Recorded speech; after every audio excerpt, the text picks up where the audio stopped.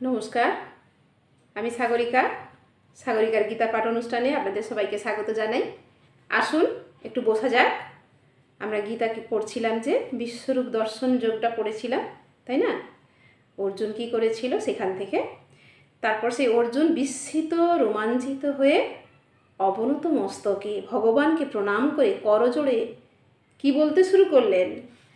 অর্জুন বললেন, হে দেব, তোমার দেহে দেবতাদের বিবিধ প্রাণীদের, বিভিন্ন প্রাণীদের, কমলাসনে স্থিত ব্রহ্মা, শিব, ঋষিদের, দিব্য সর্পদের দেখেছি। তোমার মধ্যে সব কিছুই তো আমি দেখতে পেলাম। হে বিশ্বেশ্বর, হে বিশ্বরূপ, তোমার দেহে অনেক বাহু, অনেক উদর, মুখ এবং সর্বত্র অনন্ত রূপ দেখেছি। আমি তোমার আদি মধ্য অন্ত কিছুই দেখতে পাচ্ছি না। আমি তোমার মধ্যে কি দেখেছি?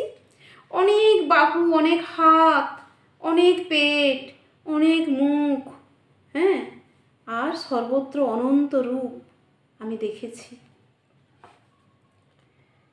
কিরীট শোভিত গদা চক্রধারী, সর্বত্র দীপ্তিমান তেজপুঞ্জ স্বরূপ, দুর্নিরীক্ষা প্রদীপ্ত অগ্নি জ্বলছে আগুনের মতো, সূর্যের মতো প্রভাবিশিষ্ট অপ্রমেয় স্বরূপ। তোমাকে আমি সর্বত্রই দেখছি। আমি তোমাকে সব জায়গাতেই দেখতে পাচ্ছি। তুমি পরম ব্রহ্ম এবং একমাত্র জ্ঞাতব্য। তুমি বিশ্বের পরম আশ্রয়।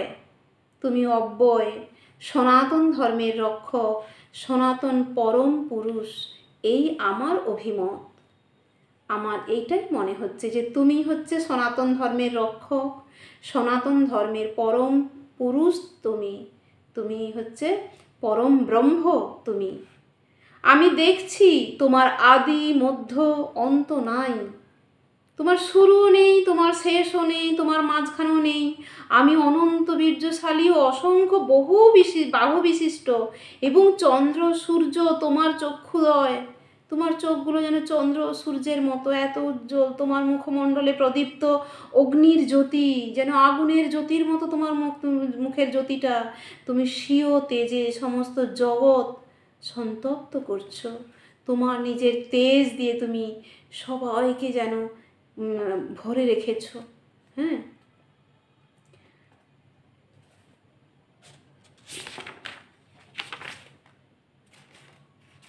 তারপরে কি বলছে?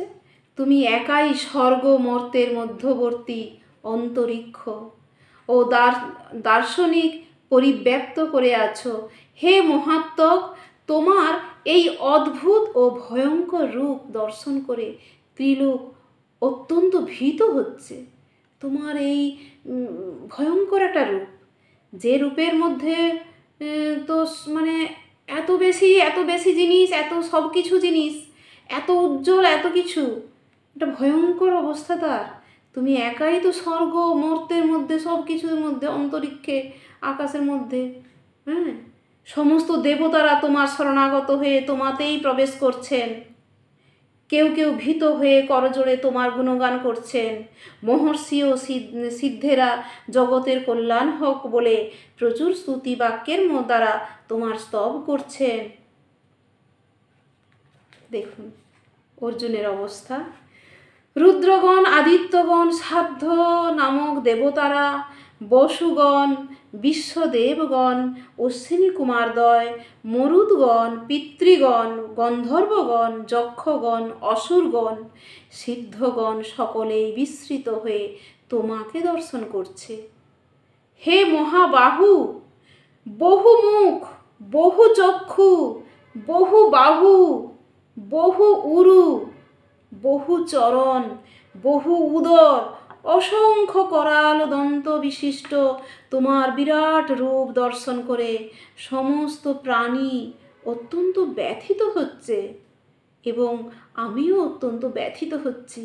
আমি ভয়ে ভীত হয়ে যাচ্ছি। তোমার মধ্যে অনেক মুখ, অনেক চোখ, অনেক হাত, অনেক উরু, এই জাং, অনেক চরণ, পায়ের অনেক পা, হ্যাঁ, অনেক উদর পেট, অসংখ্য করাল দন্ত বিশিষ্ট তোমার বিরাট একটা দর্শন হ্যাঁ করে প্রাণী জগৎ সবাই ব্যথিত হচ্ছে, ভয় পাচ্ছে, আমিও ব্যথিত হচ্ছি, কষ্ট পাচ্ছি। হে বিষ্ণু, তোমার আকাশ স্পর্শী তেজময় বিবিধ বর্ণযুক্ত বিস্তৃত মুখমণ্ডল ও উজ্জ্বল আয়ত চক্ষু বিশিষ্ট তোমাকে দেখে আমার হৃদয় ব্যথিত হচ্ছে এবং আমি ধৈর্য সম অবলম্বন করতে পারছি না, আমি ধৈর্য ধরে থাকতে পারছি না। মানে তোমাকে আমি দেখছি যে আকাশ স্পর্শ করে গেছো, তোমার বিশাল তেজ আর বিবিধ বর্ণযুক্ত বিস্তৃত মুখমণ্ডল, বিভিন্ন রকমের মুখমণ্ডল, মুখের ছবি আর উজ্জ্বল আয়ত চক্ষু বিশিষ্ট চোখগুলো, বিশাল বিশাল চোখ তোমার, এইসব এগুলো দেখে আমি ভয় পেয়ে গেছি, আমার ভয় হচ্ছে, আমি সব কিছু যেন আমি ধৈর্য হারিয়ে ফেলছি, আমি ধৈর্য ধরে থাকতে পারছি না। হে দেবেশ, হে জগন্বিন্যাস, ভয়ঙ্কর দন্তযুক্ত প্রলয়াগ্নি তুল্য তোমার মুখ সকল দেখে আমার দিগ্ভ্রম হচ্ছে। তোমার ভয়ঙ্কর দাঁত, ভয়ঙ্কর প্রলয় আকার ধারণ করেছে যেন সেই সব মুখ, আমি শান্তি পাচ্ছি না। তুমি আমার প্রতি প্রসন্ন হও, তুমি আমার প্রতি প্রসন্ন হও, আমাকে শান্ত করো, আমি শান্তি পাচ্ছি না। ধৃতরাষ্ট্রের পুত্রেরা তাদের মিত্র সমস্ত রাজন্যবর্গ এবং ভীষ্ম, দ্রোণ, কর্ণ এবং আমাদের পক্ষের সমস্ত সৈন্যেরা তোমার করাল দন্ত বিশিষ্ট মুখের মধ্যে দ্রুত বেগে প্রবেশ করছে। সবাই তোমার মুখের মধ্যে দ্রুত বেগে প্রবেশ করে যাচ্ছে, ছুটে ছুটে চলে যাচ্ছে, সেই দন্ত মধ্যে বিলগ্ন হয়ে তাদের মস্তক চূর্ণিত হচ্ছে, পড়তে পারছি না, মানে সবাই ঢুকে যাচ্ছে সেই দাঁতের মধ্যে, তোমার মাথা সব যেন চুরমার হয়ে যাচ্ছে। নদী সমূহ সমস্ত যেমন সমুদ্রাভিমুখে নদী যেমন সমুদ্রের অভিমুখে যায়, প্রবাহিত হয়, সমুদ্রে প্রবেশ করে, তেমনি নরলোকের বীরগণ তোমার জ্বলন্ত মুখ বিবরে প্রবেশ করছে। তোমার মুখের মধ্যে যেন আগুন জ্বলছে এবং সবাইকে আমি দেখছি, সবাই চলে যাচ্ছে। ধৃতরাষ্ট্রের পুত্রেরা, যত রাজন্যবর্গ রয়েছে, ভীষ্ম, দ্রোণ, কর্ণ, সবাইকে দেখছি তোমার মুখের মধ্যে ওই জ্বলন্ত আগুনের মধ্যে যেন প্রবেশ করে যাচ্ছে। যেন পতঙ্গগণ যেমন দ্রুত গতিতে ধাবিত হয়ে মরণের জন্য জ্বলন্ত অগ্নিতে প্রবেশ করে, পতঙ্গ উড়ে যেমন আগুন জ্বললে তার মধ্যে ঝাঁপিয়ে পড়ে, তেমন করে তারা সবাই ঝাঁপিয়ে তোমার ওইখানে প্রবেশ করে যাচ্ছে। হে বিষ্ণু, তুমি তোমার জ্বলন্ত মুখ সমূহের দ্বারা সকল লোককে গ্রাস করছো, তোমার তেজরাশির দ্বারা সমগ্র জগৎকে আবৃত করে সন্তপ্ত করছো। তুমি ওই তেজ দিয়ে সমস্ত সবাইকে তুমি গ্রাস করে নিচ্ছ, যেন আগুনের লেলিহান শিখা বেরিয়ে আসছে, আর সবাই যেন সেই পতঙ্গের মতো ঝাঁপিয়ে পড়ছে তোমার সেই মুখগহ্বরে, আগুনের মধ্যে সবাই প্রবেশ করে যাচ্ছে, আমি দেখতে পাচ্ছি না। উগ্রমূর্তি তুমি কে? কৃপা করে আমাকে বলো। হে দেবশ্রেষ্ঠ, মানে যে উগ্রমূর্তি তিনি ধারণ করেছেন, বিশ্বরূপ দর্শনের মাধ্যমে যেমন অর্জুন যে উগ্রমূর্তি দেখছেন, সেটাকে তার ভয় হয়ে তিনি জিজ্ঞেস করছেন কি, তুমি কে উগ্রমূর্তি, তুমি কে? কৃপা করে আমাকে বলো। হে দেবশ্রেষ্ঠ, তোমাকে নমস্কার করি, তুমি প্রসন্ন হও, তুমি শান্ত হও, তুমি হচ্ছ আদি পুরুষ, আমি তোমার প্রবৃত্তি অবগত নই, আমি তোমাকে বিশেষভাবে জানতে ইচ্ছা করি, তুমি শান্ত হও, তোমাকে আমি জানতে চাই, কে তুমি, তুমি এইভাবে কেন, তোমার এই রূপ কেন? শ্রী ভগবান বললেন, আমি লোক ক্ষয়কারী প্রবৃদ্ধ কাল, লোক ক্ষয়কারী, লোক সবকে ক্ষয় করে দেয়া যিনি করে দেন, আমি লোক ক্ষয়কারী প্রবৃদ্ধ কাল, কালের গতিতে লোক সব ক্ষয়প্রাপ্ত হয় তো, কাল, আমি সেই কাল, এই সমস্ত লোক সংহার করতে এক্ষণে প্রবৃত্ত হয়েছি, আমরা ছাড়া উভয় পক্ষীর সমস্ত যোদ্ধারাই নিহত হবে। আমরা ছাড়া, তোমরা এই পাণ্ডবেরা ছাড়া উভয় পক্ষের সমস্ত যোদ্ধারাই নিহত হবে। আমি কে? অর্জুন জিজ্ঞেস করছে, তুমি কে? আমি তোমাকে চিনতে পারছি না। এই উগ্রমূর্তি কার? আমি কাকে দেখছি? তুমি বলো। ভগবান বললেন, আমি লোক ক্ষয়কারী কাল। আগামী কাল। হ্যাঁ, এই যে কালের চক্রে আমরা সবাই শেষ হয়ে যাব। সবাই এসেছি, সবাই চলে যাব। কাল, সেই কালের গতিতে তিনি বলছেন যে তোমরা এই যে পাণ্ডবেরা, তোমরা ছাড়া উভয় পক্ষীয় সমস্ত যোদ্ধারাই নিহত হবে। সবাই ওই পিপীলিকার পাখা গজে মরিবার তরে। পিঁপড়ে আমরা দেখেছি তো, যখন মোমবাতি জ্বলে, হ্যাঁ, বা কোনো প্রদীপ শিখা জ্বলে, পিঁপড়ের মতো সেই লম্বা লম্বা পাখাওয়ালা পিঁপড়েগুলো কি করে? লাফাতে ঝাঁপাতে সেখানে এসে পড়ছে। ঠিক তেমনি সবাই যেন স্রোতে, আকর্ষণে সেই তার মুখগহ্বরের তেজি লেলিহান শিখা, আগুনের শিখার মধ্যে সবাই প্রবেশ করে যাচ্ছে। হায় হায়, সবাইকে তো চিনি আমি। এরা তো সেই কৌরব বংশের ধৃতরাষ্ট্রের সব পুত্রেরা চলে যাচ্ছে। ভীষ্ম, দ্রোণ, সবাই, কর্ণ, সবাই তোমার মুখের মধ্যে, সবাই সেই আগুনের মধ্যে ঢুকে যাচ্ছে, প্রবেশ করে যাচ্ছে। তুমি কে? তুমি কী রূপ দেখাচ্ছ? তুমি তো ঠান্ডা হও, তুমি শান্ত হও। অর্জুনের কি অবস্থা দেখুন। অতএব তুমি যুদ্ধ করার জন্য উত্থিত হও, যশ লাভ করো এবং শত্রুদের পরাজিত করে সমৃদ্ধিশালী রাজ্য ভোগ করো। আমার দ্বারা এরা পূর্বেই নিহত হয়েছে। হে সব্যসাচী, তুমি নিমিত্ত মাত্র হও। তুমি তো নিমিত্ত মাত্র। তুমি কি করছি তো আমি তোমাকে দিয়ে করাচ্ছি। আর মনে রেখো, এরা পূর্বেই নিহত হয়েছে। আমি তো দেখতেই পাচ্ছি, আমি তো জানি এরা নিহত হবে, এরা মারা যাবে। তাহলে তুমি চিন্তা করো না, তুমি উঠে দাঁড়াও, তুমি যশ লাভ করো, খ্যাতি অর্জন করো, শত্রুদের পরাজিত করো এবং সমৃদ্ধশালী রাজ্যটা ভোগ করো। আমার দ্বারা এরা পূর্বেই নিহত হয়েছে। বুঝলেন? যিনি জানেন সব কিছুই, তার কাছে তো সব কিছুই আগে থেকেই জানা না। ভীষ্ম, দ্রোণ, কর্ণ, জয়দ্রথ এবং অন্যান্য যুদ্ধ বীরগণ পূর্বেই আমার দ্বারা নিহত হয়েছে। সুতরাং তুমি তাদেরই বধ করো এবং বিচলিত হও না। তুমি যুদ্ধে শত্রুদের নিশ্চয়ই জয় করবে। অতএব যুদ্ধ করো।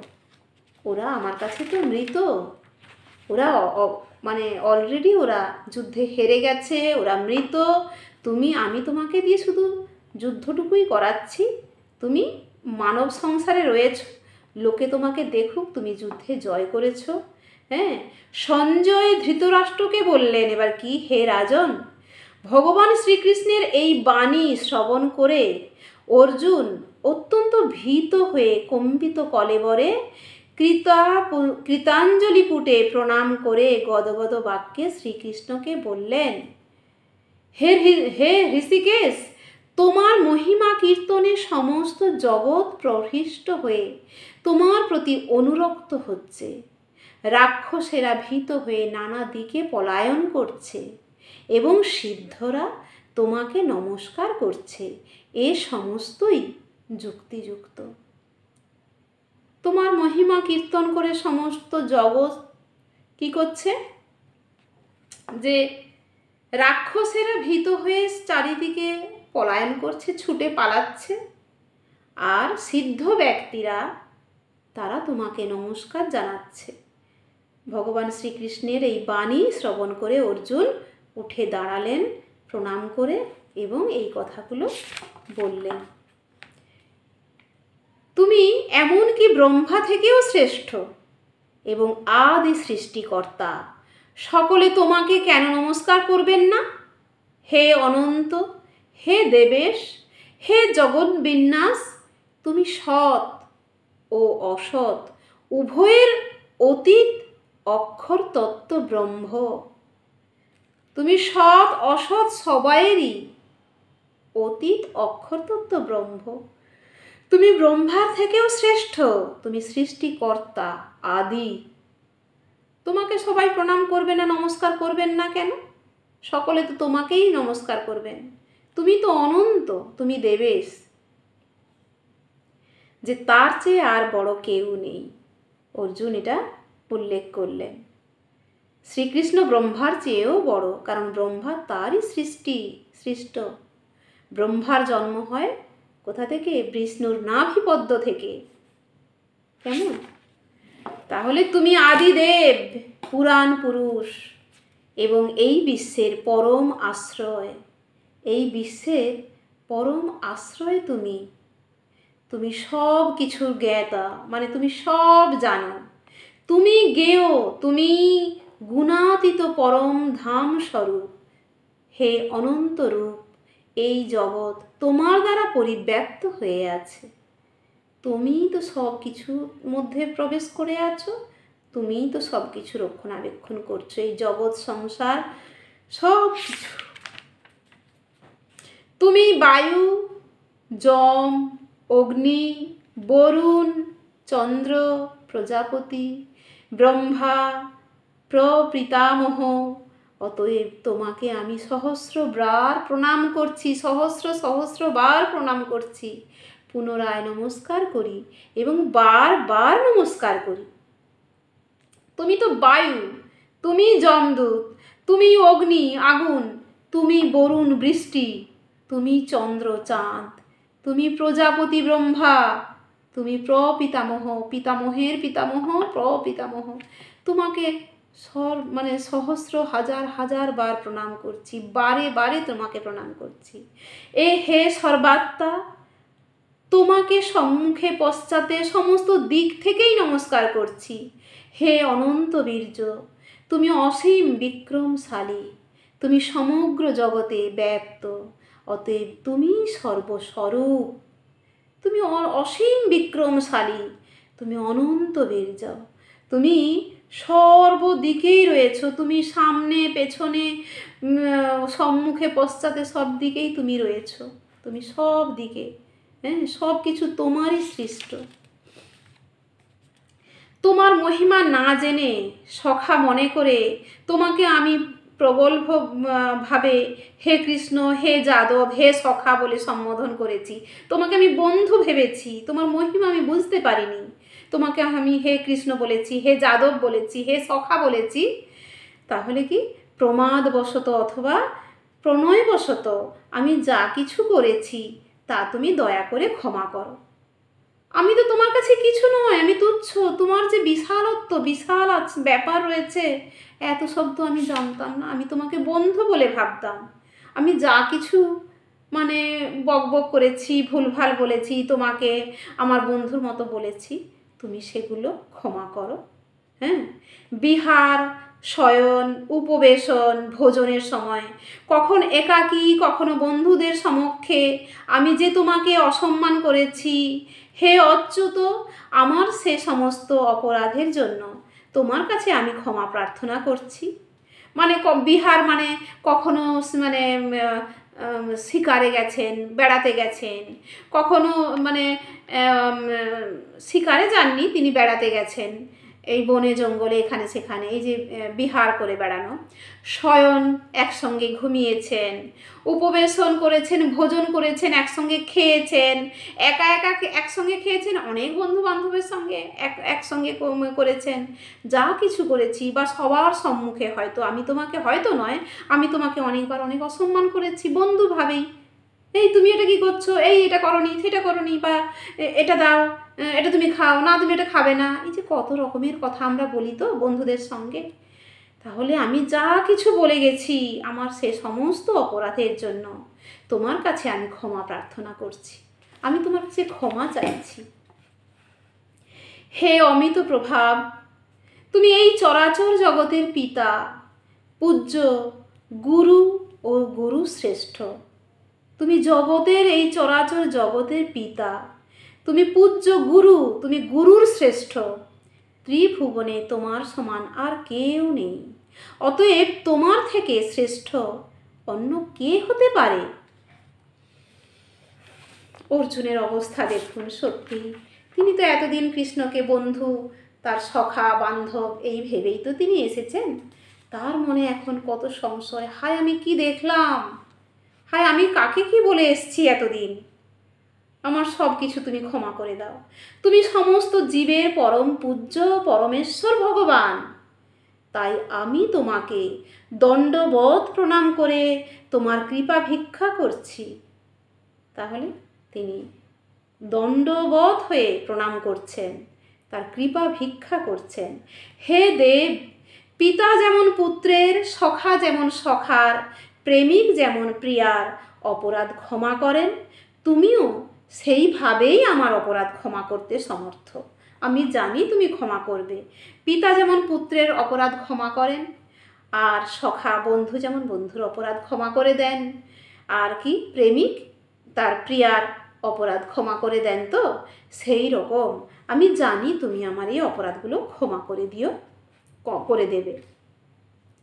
তোমার এই বিশ্বরূপ যা পূর্বে কখনো দেখিনি, তা দর্শন করে আমি আনন্দিত হয়েছি, কিন্তু সেই সঙ্গে আমার মন ভয়ে ব্যথিত হয়েছে।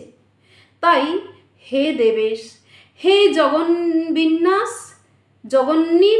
জগন্নিবাস, আমার প্রতি প্রসন্ন হও এবং পুনরায় তোমার সেই রূপই আমাকে দেখাও। জগন্নিবাস কি? জগন্নিবাস, হ্যাঁ, হে জগন্নিবাস মানে জগতের নিবাস, জগতের নিবাস করেন, জগৎ নিয়ে যার নিবাস, হ্যাঁ, জগন্নিবাস। যাই হোক, অর্জুন কি বলছেন যে আমি প্রচুর ভয়ে তোমার এই বিশ্বরূপ দর্শন করে, পূর্বে তো কখনো দেখিনি, আগে কখনোই এরকম অবস্থা তোমার দেখিনি, তা দর্শন করে আমি আনন্দিত হয়েছি, কিন্তু সেই সঙ্গে আমার মন ভয়ে ব্যথিত হয়েছে, আমি প্রচুর ভয় পেয়ে গেছি। তাই হে দেবেশ, তুমি আমার প্রতি প্রসন্ন হও, পুনরায় তোমার সেই রূপই আমাকে দেখাও। আবার তুমি আমাকে সেই রূপ দেখাও, আমাকে প্রসন্ন হও, তুমি রেগে যেও না। তোমার এই বিশাল ক্রুদ্ধ রুদ্র মূর্তি, প্রচুর সেখানে অস্ত্র যেন ছুটে বেড়াচ্ছে, আগুনের শিখা লেলিহান শিখা বেরিয়ে আসছে, তার সূর্য আর চন্দ্রের মতো চোখ দুখানা, আর প্রচুর বহু মানুষ, বহু মাথা, বহু কিছু, হ্যাঁ। হে বিশ্বমূর্তি, হে সহস্র বাহ, হ্যাঁ, হাজার হাজার বাহু যার মধ্যে বিশ্ব মূর্তি, যার মূর্তি বিশাল বিশ্বের মতো মূর্তি যার, আমি তোমাকে পূর্ববৎ সেই কিরীট ও গদা চক্রধারী রূপে দেখতে ইচ্ছা করি। আমি তোমাকে গদা চক্রধারী রূপে দেখতে ইচ্ছা করি। এখন তুমি তোমার সেই চতুর্ভুজ রূপ ধারণ করো। তোমার এই এত বিশাল রূপ দেখে আমি ভয় পেয়ে যাচ্ছি, আমি সেই রূপ আমি দেখে শান্তিতে থাকতে পারছি না। তুমি আমার প্রতি সন্তুষ্ট হও, শান্ত হও, তুমি আমার সমস্ত এগুলোকে ক্ষমার চোখে দেখো, ক্ষমা করে দাও, আর তুমি শান্ত হয়ে তোমার গদা আর চক্রধারী তোমার চতুর্ভুজের যে রূপ সেটা তুমি আমাকে দেখাও। ভগবান বললেন, হে অর্জুন, আমি প্রসন্ন হয়ে তোমাকে আমার অন্তরঙ্গা শক্তি দ্বারা জড় জগতের অন্তর্গত এই শ্রেষ্ঠ রূপ দেখালাম। জড় জগতের অন্তর্গত এই যে আমাদের বিশাল জড় জগৎ রয়েছে, সেই তার জড় জগতের অন্তরঙ্গা শক্তি দ্বারা তুমি ছাড়া পূর্বে আর কেউই এই অনন্ত আদি ও তেজময় রূপ দেখেনি। তুমি ছাড়া এই রূপ কখনো কেউ দেখেনি। কেমন? তুমি প্রথম ব্যক্তি যে এই সমস্ত কিছু আমার এই আদি অনন্ত এই তেজময় রূপ দেখতে পেয়েছ। তেজ, বিশাল তেজ।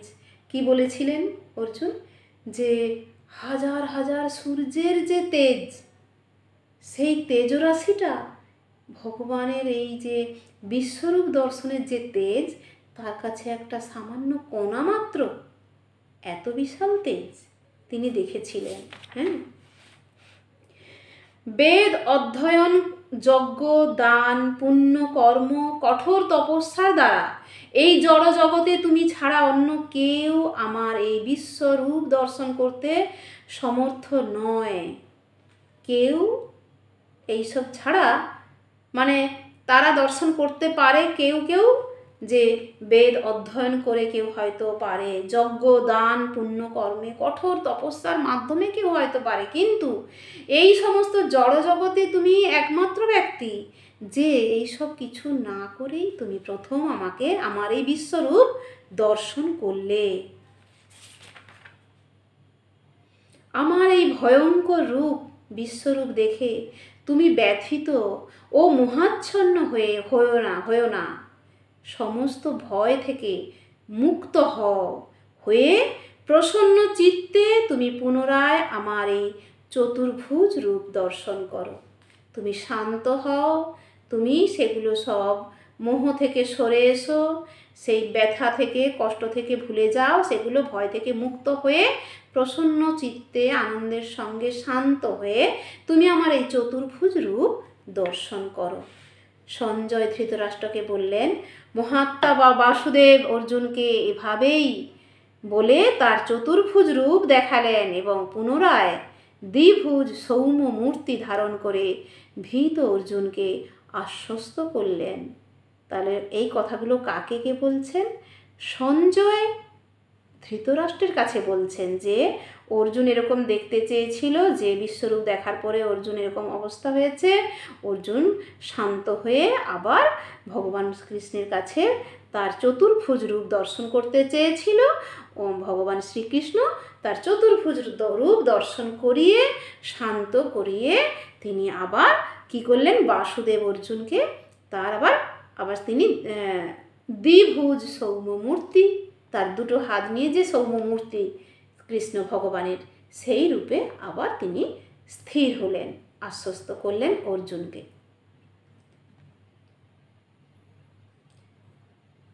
আমরা কতটা পড়লাম? আমরা অনেকটাই পড়লাম, তাই না?